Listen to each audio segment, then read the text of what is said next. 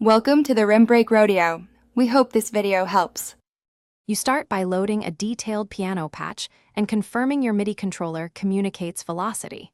This matters because dynamics create realism. Hard versus soft key strikes change tone. Once loaded, set audio buffer to 128/256 samples to balance latency versus stability, and check MIDI channel routing.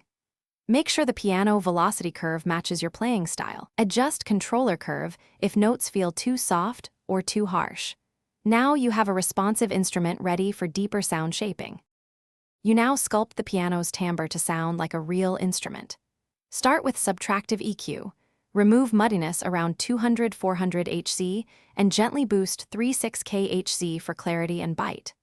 Once done, apply light compression around 2.1 with a 1030 ms attack, so transient detail remains while overall dynamics sit in the mix. Make sure to use velocity-sensitive automation or an expression lane to preserve musical phrases. Finally, add a tasteful reverb and a tiny modulation or layer you finish by humanizing performance and checking the mix. Nudge some notes by a few ms, randomize velocity slightly, and program realistic sustain pedal rides so chords bloom naturally. Make sure reverb pre-delay and damping match the perceived room size. This places the piano in space without washing detail. Once mixed, bounce a short section and listen on headphones and monitors.